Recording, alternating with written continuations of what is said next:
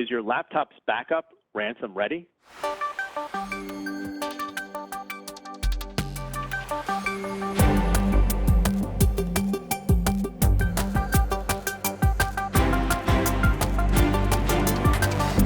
So, Manny, you got a story about backups, laptops, and ransomware. Do you want to dive into it for us? Yeah, absolutely. So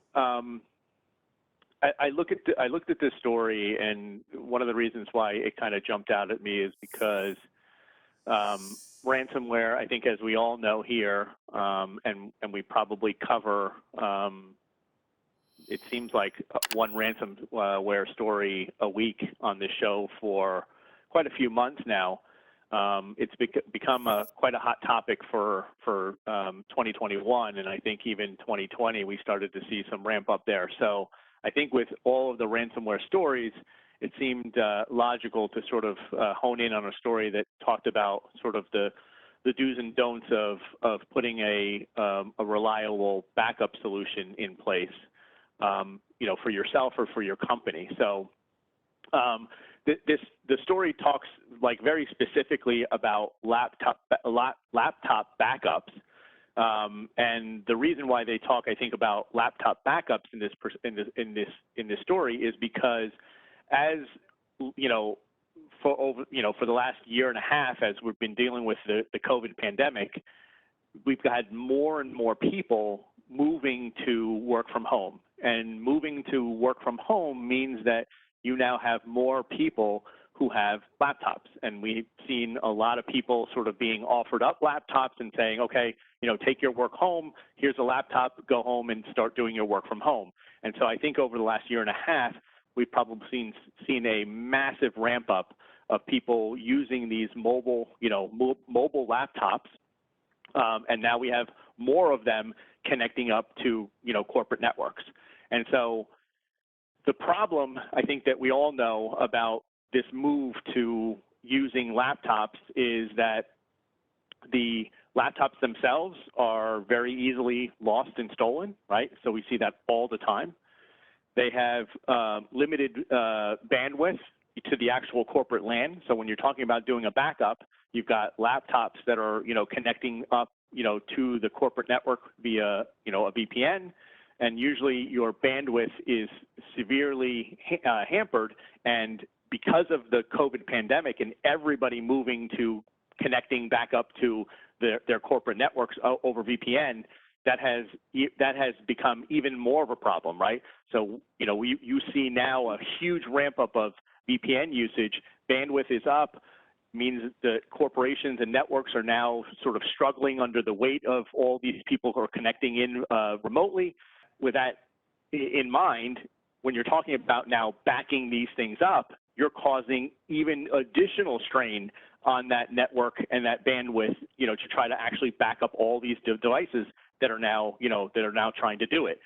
And then the other aspect of it is that these laptops that are going home are very frequently in a disconnected state, meaning that they're, a lot of corporations have time limits, right? And I think time limits has probably become, even more of an issue over the last year and a half, where, they make, networks and corporations and companies are making sure that their employees have a limited amount of time where their VPNs are up, as opposed to letting everybody sort of just hang on, unlimited onto the network.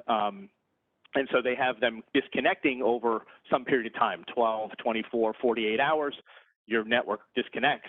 And so when that machine is disconnected, you have a lot of machines now that perhaps people are doing work on, creating content, doing work on their laptops when they're actually not connected to the network. And so now, how do you back up these laptops that are not connected, and maybe won't be connected for hours, maybe sometimes days? So so the story kind of goes into a little bit more about what the possible solutions are for doing backups. And although this story doesn't get into very specific details of of the types of companies and the types of products out there that are available to do these, do these backups. And quite frankly, I don't think we would talk about specific companies that are doing this, but I did want to kind of walk through sort of what's out there today and what are, whether or not, what's the pros and cons. So the first thing that they talk about, obviously, when you think about doing a laptop backup is a portable hard drive connected up to the laptop, right? So I think a lot of us probably used to do this way back in the day is, you have, and I'm sure it's done a lot today, today still, and it's probably more done on a personal level than it is at a corporate level. But you had this portable hard drive that you plugged into the side of this thing, and you would just back up your data to this portable hard drive, right? So now you've got an external media that has your backup on it. Great. The problem is that there's issues with having your data on this other device. And an interesting thing that I read during this article, which I'm not sure if either one of you know this rule, but they call it the 3-2-1 rule, which is that you should have in your backup plan, you should have 3 copies or versions of the data on 2 different kinds of media, and one of them being off-site. So the 3-2-1 rule, which is something new, I never heard it, sort of stated that way. But unfortunately, a portable hard drive plugged into this laptop breaks pretty much every single one of those rules.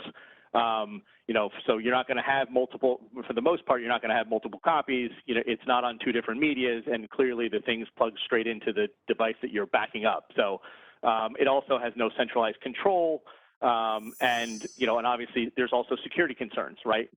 Are you actually encrypting the data when you jump it onto this external hard drive, or you've now just created an external hard drive that's now even smaller than your laptop, which can be, again, lost and stolen with unencrypted data on it, right? That's a total security nightmare. And then they kind of talk about what they call sync and share options, which is your typical Dropbox, OneDrive, and the pros for that is that you've got a lot of tools today that are included, right, with your OS.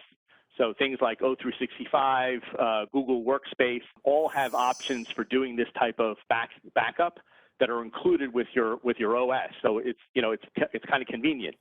The problems, at least that they talk about in this article, is that the ransomware we know today, the way that ransomware is delivered to an individual or to a company, is that it usually is not something that happens, on one day, on one specific day, you get hit, and then your stuff's all encrypted, and then the bad guys come in and ask for the ransom. This usually takes days, weeks, and sometimes even months. We've seen some of the more the later ransomware attacks have been sort of more sophisticated, where the threat actors are actually coming in, doing their reconnaissance work beforehand, right? Understanding how that company works, and they spend a long time, weeks and months, sort of mapping out that network to figure out where's the best place to hit them, right? Get in low and slow, start to lay out their infrastructure inside of the company, and then push the button to, sort of start their encryption routines, right? And so unfortunately, because they have that long lead time, backups today suffer because of this, because now if you've got your devices that are backing themselves up, and you've got the bad actors that are starting to encrypt data, they're not being detected, right? And they haven't asked for a ransom yet, right? So the company or the individual doesn't know it's happening. What's happening is you start to back up encrypted files, right? So you start backing up encrypted files to O365 or Google Workspace, and over time you have sort of a limit of how many copies of it those services will actually keep. And so after some amount of time, whether that's after a day, after a couple days, after a week, what you end up with is you have backups that are also encrypted. So you think that you're safe and secure, that you can, when you get the ransomware, you say, oh, I don't need to worry about this because I could just go up to my O365 drive and pull down my OneDrive and pull down all my my files. They're all going to be encrypted. So that's a problem with that. A lot of these solutions don't have centralized control, meaning that once they launch these, you have basically a process that runs at the endpoint that's just pushing the files up, right? And it's creating these backups. But from a centralized perspective, you don't have an admin that is sitting there wondering whether or not, you know, Tony's files got backed up successfully yesterday, right? There's probably some solutions that let you do this, but for the most part, there's not that centralized control.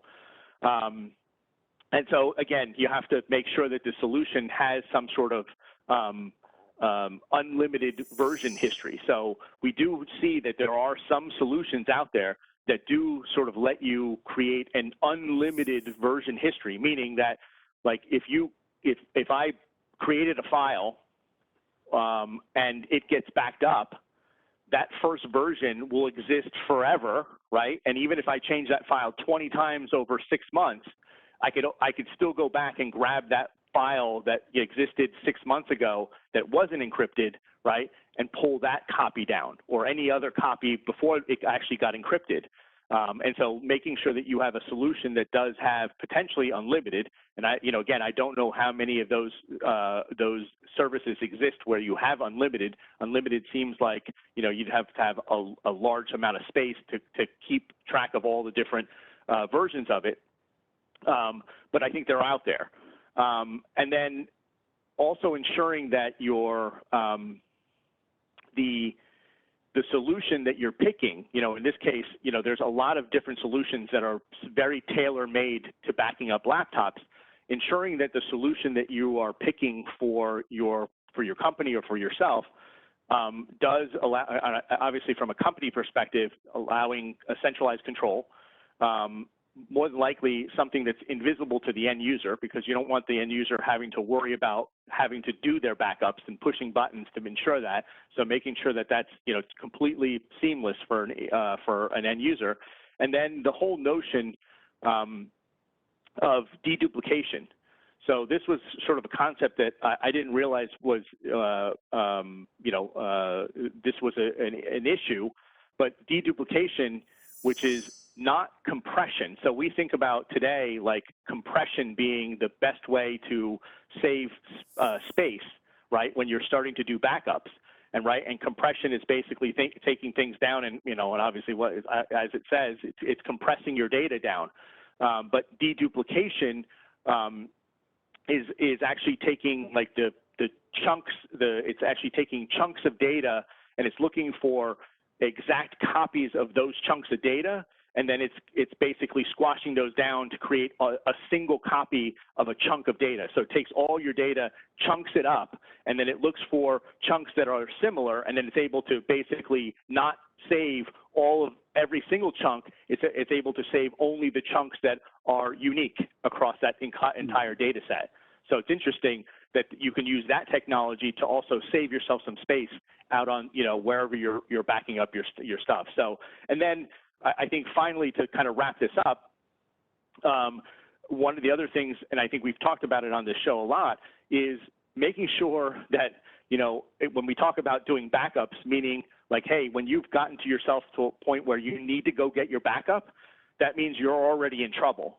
So ensuring that you have good endpoint protection against ransomware actually being deployed on your laptop is probably the best defense against this, so that you don't have to actually rely on your backup. So if you've got some good endpoint protection, a lot of the ransomware that's out there today is known fairly quickly, and then protections can be pushed out to your endpoints to try to protect your box from actually getting infected in the first place, right? And so hopefully that's the best method for protecting against having to go down this route.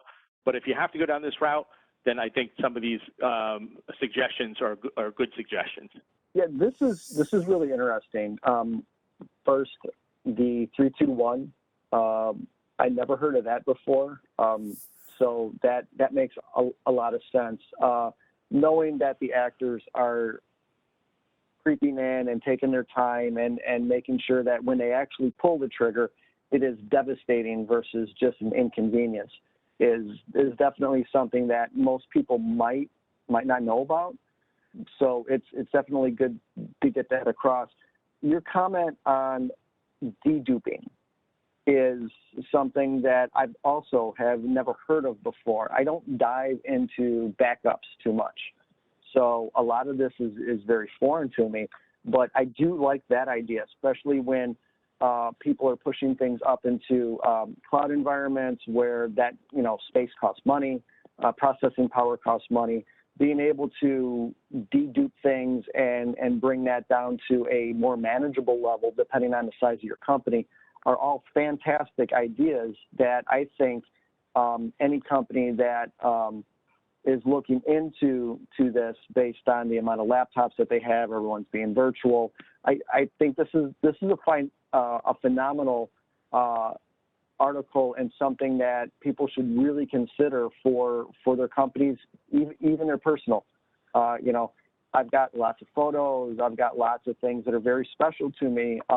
I don't have the 3-2-1 method, but I'm definitely going to look into that after our conversation. There's a lot of information you provided, Manny, but I would like to touch base with the backups. I think nowadays, without saying goes, there will be some sort of encryption should be involved, right? So when there is an encryption, there will always be challenge for bandwidth and how long it will take. So hopefully the solutions provided here, they will take care of it. I think that the backup should be faster and quicker rather than taking time. Because as you mentioned, the connectivity to the VPN via VPN is limited. For sometimes, as you said, it could be 12 hours at the least and going up to maybe 2 days at the max. So if its backup is taking longer than what are the allowable time, it doesn't make any sense because a backup should be reliable, right? If something happens, one should be able to retrieve and get the data faster. To say the backup should be verified and good to go. So there's a lot of information. Obviously, like Tony said, never heard of 3-2-1, but the deduplication, but I didn't hear about the source side, the way you explained. That's really interesting, basically. That keeps the overhead to a minimal, and I think it would be faster. But while you're saying that one, how many iterations you keep it? How many instances of that source side duplication you keep track of it, right? That would be a challenge too.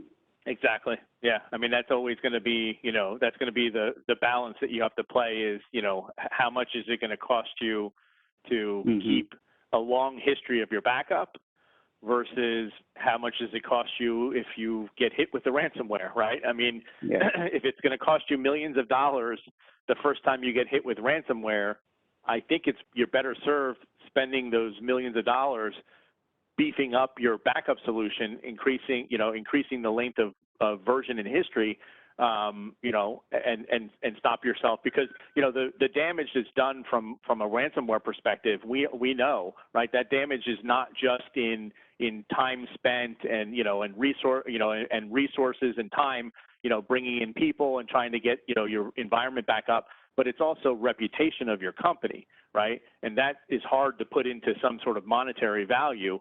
But we know it's there, right? And so, again, you got to do that balance. How much is it costing you up front, and how much will it cost you if you just, sit there and wait, to be hit?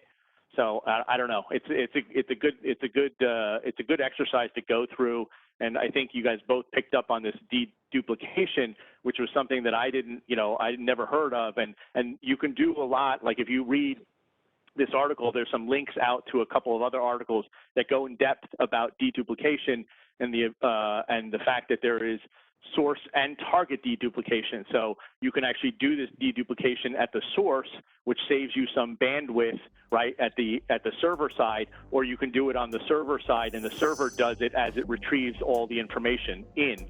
So then there's some pros and cons between that, but good reads there.